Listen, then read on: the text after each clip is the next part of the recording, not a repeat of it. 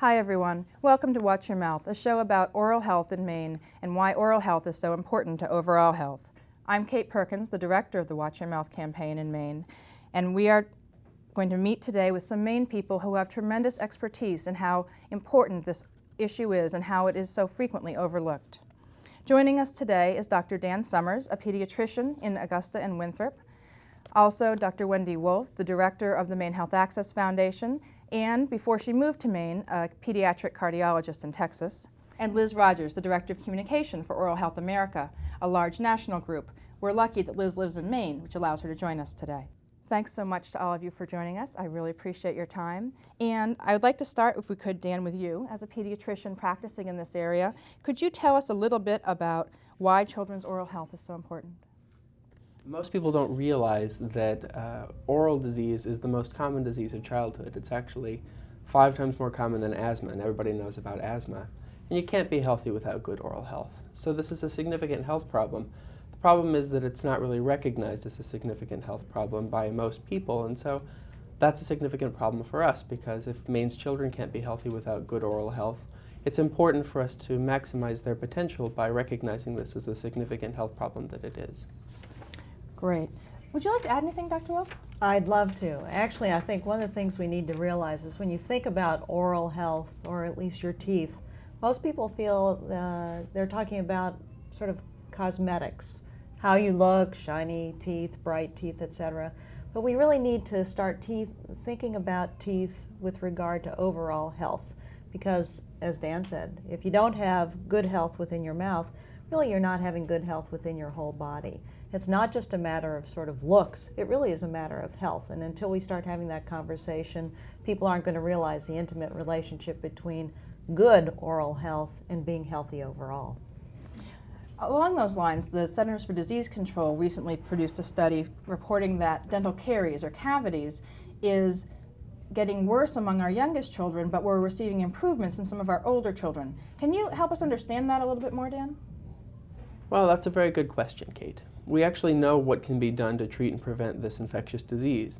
First of all, there's increasing access to services, which is not only dental screenings, but also fluoride and sealants, which are those little plastic caps that kids get on their molars. And if children get appropriate access to care, we can actually decrease the incidence of this problem by up to 90%. Wow. I'd like to follow up on something that Dr. Summers just said. You mentioned the need for dental screenings and fluoride and sealants, but you also said this is an infectious disease. I always thought the problem was sugars and sweets. Can you talk, Dr. Wolf, about this being a bacterial infection? Of course. Most people don't realize that tooth decay really is a bacterial infection. Just like if you get an infection in a scrape on your hand, almost is caused by bacteria. When bacteria get in the mouth, it starts a very destructive process. It eats up the enamel of the tooth. It can actually go into the gums and the soft tissues, and it's a very significant issue. When bacteria actually get into the teeth and the gums, there can be secondary effects on other areas of the body, such as the heart, lungs, etc. And actually, as a children's heart specialist, I can tell you that one of the things we pay particular attention to is the oral health of our patients. If they had areas where there was bad tooth decay or an abscess, they would get bacteria in their bloodstream, and that actually could cause an infection actually inside the heart. So it can be a very, very important interaction and important problem to address. That sounds really serious. So if it is a bacteria and we're fighting the bacteria, what is the role of sugary sweets? Well, can I ask you let me clarify that. While it is a bacteria that causes the decay itself, the bacteria can't grow if there's no sugar. Bacteria require sugar to grow. And so by cutting down the amount of sugar that children consume, we can significantly diminish the amount of bacteria they have growing in their mouth. And that's why it's extremely important that we remove as much access to high sugar foods and beverages as we can. And that's why it's important that we try to remove those foods and beverages from schools, because kids spend most of their time during the day at school. So it's important that we are in contact with school administrators and policymakers to try to decrease the access both in the cafeteria and in vending machines, because, as I said, if you have less sugar, you have less exposure to the dental decay. So in fact, the changes that some schools have been making to increase the number of healthy snacks and drinks in schools and reduce the number of high sugar snacks and drinks is helping the kids' physical health, but it's all in terms of obesity and things of that sort, but it's also helping to improve their oral health. They're creating better conditions for their oral health. Exactly, like you were saying, not only is obesity improved, but also it's a significant improvement in their oral health as well. So if we're able to give kids a healthy start with other preventive services, with the screenings that would be done in the pediatrician's office or sealants and access to fluoride, what else do we need to do for oral health to protect our children's future? Maybe this is something the foundation's been looking at, Dr. Wolf. Well, first of all, I think there are some essential things that we need to address. Let me go back to a little bit about children's oral health here in the United States. We really think about good oral hygiene and dental health in some ways as a discretionary part of what we do in healthcare, and I think that's really a misperception. Having a healthy mouth, healthy teeth is really essential to health, and yet many people, including children, particularly those in families from people who are in low-income jobs, they don't have dental insurance, don't get in to see a dentist, and dental care can be expensive. So it tends to be part of the discretionary part about what we think in health care. And in fact, in the United States, if you look into a child's mouth, you can almost predict their socioeconomic class, or at least their family income, by the number of cavities that they have, because getting access to oral health and dental care is very, very challenging for families who have low incomes and have low-paying jobs. I think one of the things we need to do is try and, first of all, open availability for children in low-income families to get into dental care. And secondly, educate people that oral and dental health care is a part of overall health. It's not just, as I said, good looks, bright teeth. It's not discretionary. It's really an essential part of health. The other thing that I think is very important is we need to also look at policies that acknowledge that oral health is part of overall health. When we look at how we pay for health care, people have dental insurance as a separate portion of their health care package as opposed to going to see a pediatrician and having physical health care services. We really have to start to talk about merging the mind, the body, and the mouth all together so we take care of the whole person, oral health included. So would that policy realm include reimbursement for physicians who do screenings for children's oral health as part of their well-child visits, for example? I think that's a great idea. Actually, in North Carolina, they have a very innovative program called Into the Mouth of Babes. And in this program, what they acknowledge is that there really aren't enough pediatric dentists to go around in any state, not even in Maine, not even in North Carolina. So when you talk about having a health professional looking at the mouth of young children and infants, putting sealants on, etc., if we just try and get people in to see a pediatric dentist, we're doomed from the start to have that happen. So what they've done is what we're doing here in Maine, turning to pediatricians, family practitioners who see young children when they're taking care of families, and asking for them to help screen for oral health disease, help apply sealants where that's appropriate, and if we can try and figure out how they can be paid for that service, that's really expanding our capacity to provide good oral health services. It's been a great success in North Carolina. The pediatricians have become really an essential part of the oral health workforce, and the kids get taken care of, the parents like it. It's sort of one-stop shopping if you think about it. And the pediatricians and family docs get paid for that service, and frankly, it's leading to better overall health. What a tremendous idea. Yeah, it's a great idea. So if pediatricians have a role in screening and in helping to identify, what is the role of the school-based health centers or school nurses? If a kid has a fever or is physically ill, they'll go to the school nurse and they get taken care of, or they get sent to a physician who will help them resolve their health issues. That's not necessarily how oral health is handled. So if a kid is being affected by dental pain or an abscess during the school day, the school nurse or the school-based health center staff may or may not be able to help them connect with services. What is happening nationally with kids in the school health arena, Liz? 51 million school hours are lost every year to dental disease, which is almost entirely preventable. And we know how to prevent this disease, as Dan and Wendy have said. 90% of dental decay in school-age children can be treated with dental sealants. And that's why we need to come together to talk about oral health and make sure that people understand the connection between oral health and overall health. Spending $1 on preventive care now can save $5 to $50 later in emergency and restorative care later.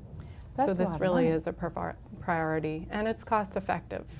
Incredibly cost effective. Now those, I think, were some studies that were published in the insurance industry. There are some other studies that have come out around the impact of oral health and saving money among adults with heart disease and things like that you had mentioned, Dr. Wolf. Are there enough hygienists and dentists for the rest of us? You mentioned the pediatric dentists and how we'll never have enough.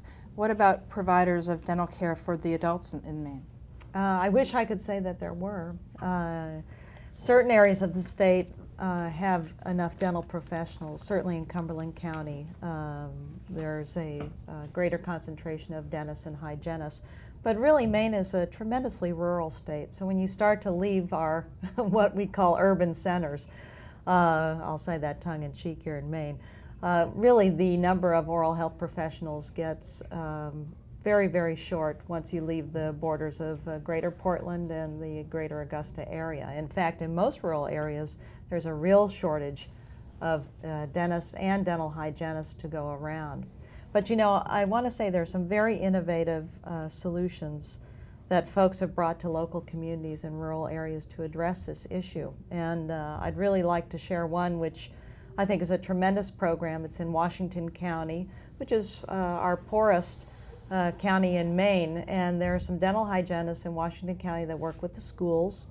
They travel all over Washington County and provide oral health screening and sealant application in the schools for the children in Washington County. And they used to do this by putting all of their equipment into the back of an old station wagon, and they would go over to the school. They would then unload all the equipment.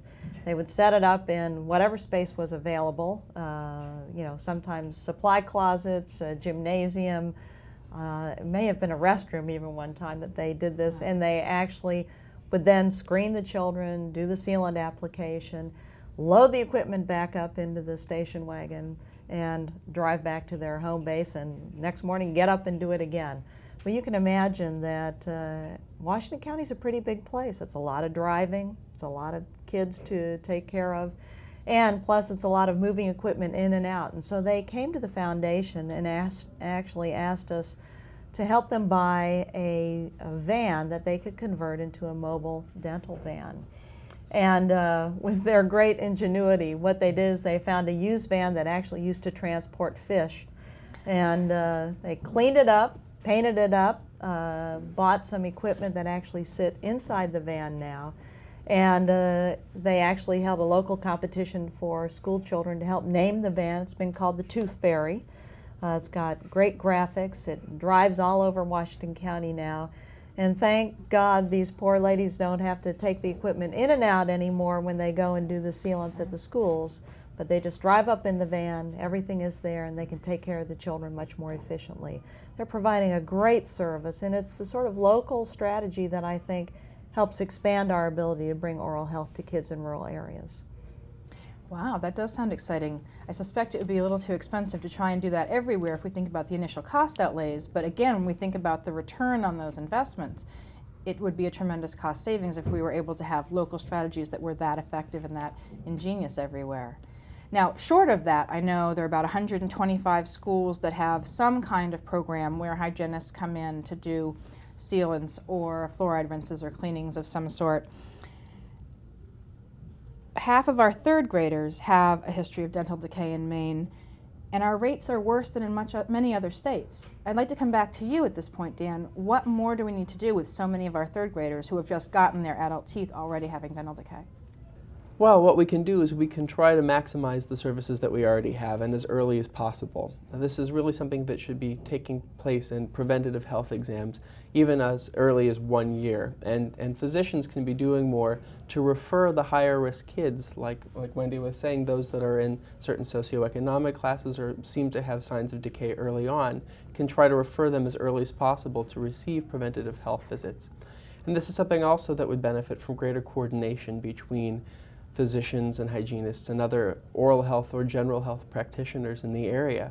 But this isn't something that's really limited just to physicians and dentists and hygienists. This is something that really should be of extreme importance to general citizens, to policymakers, to school administrators.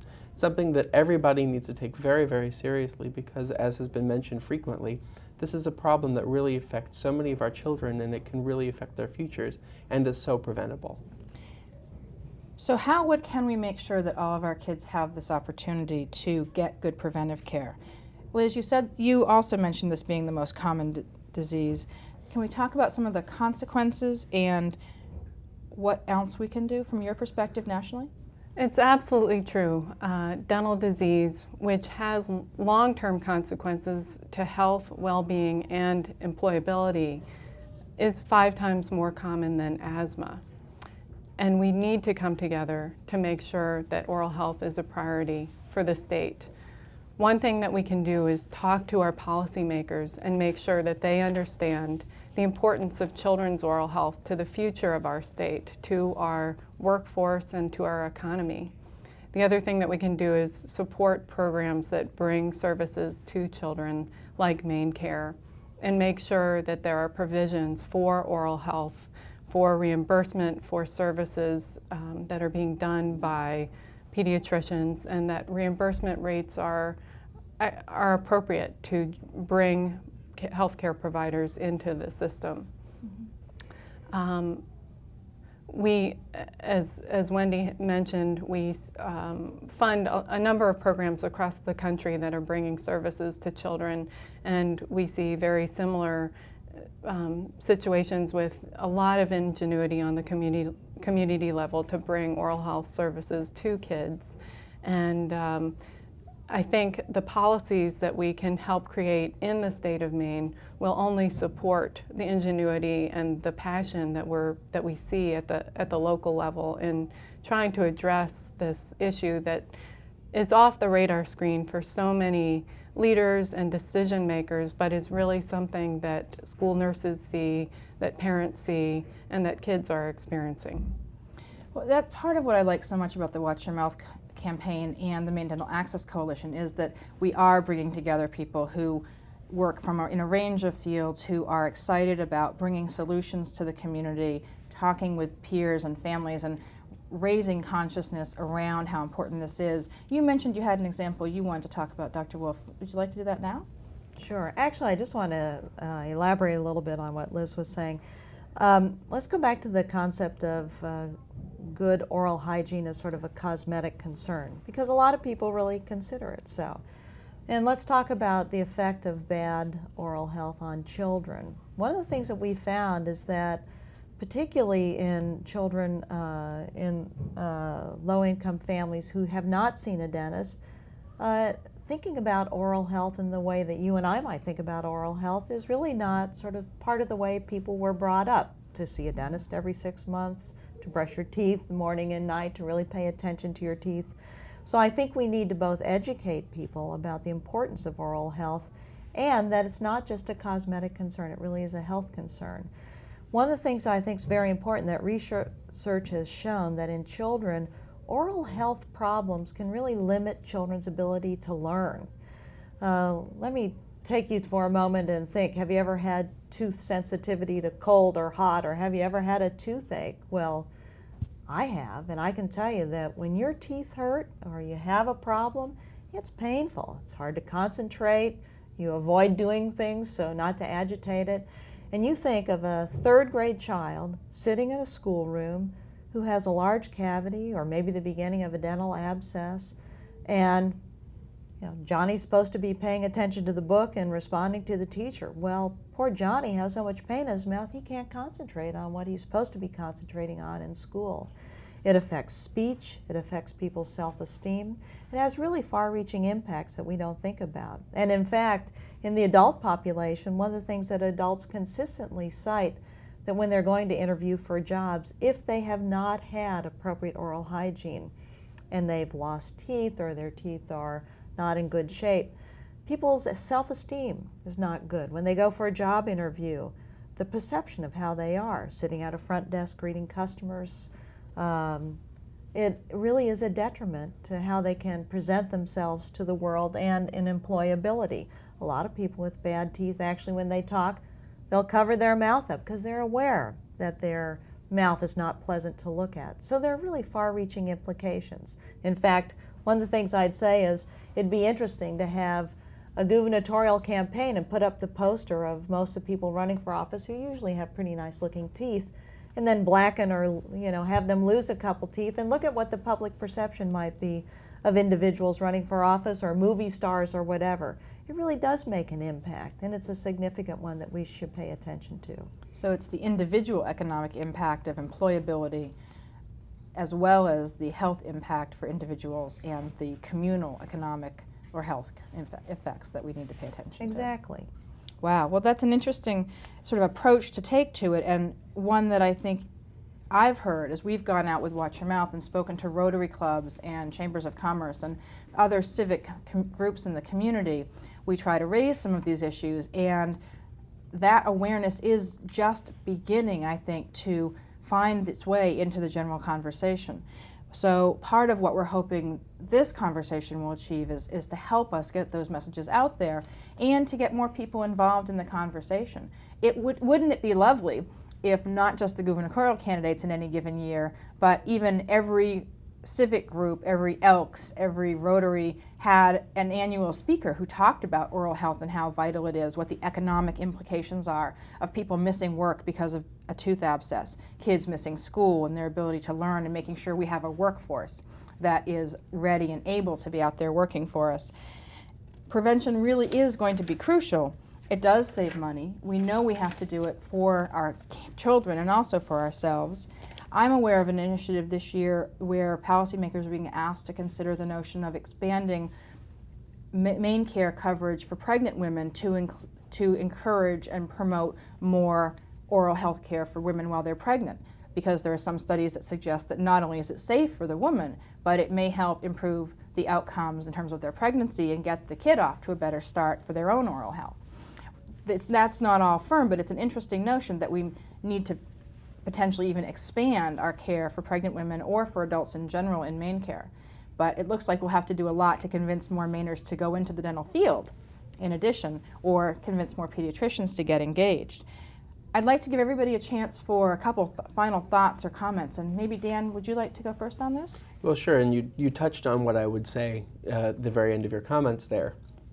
People tend to associate teeth with the dentist office. That's just sort of the conclusion that most people draw, is that the dentist is where you go for tooth problems. But really this is a general health problem, and so even for people who don't have a dentist, they should be addressing this issue with their own physicians. And for parents or caregivers of small children, this is something that should really be addressed in the pediatrician's office. And pediatricians need to be aware of the impact that dental health has on the health and well-being of their patients. And so it's not just the dentist's office where this issue needs to stay. This needs to be, has been mentioned a lot, a broader conversation, and it needs to be something that pediatricians and general health practitioners are aware of and are helping provide.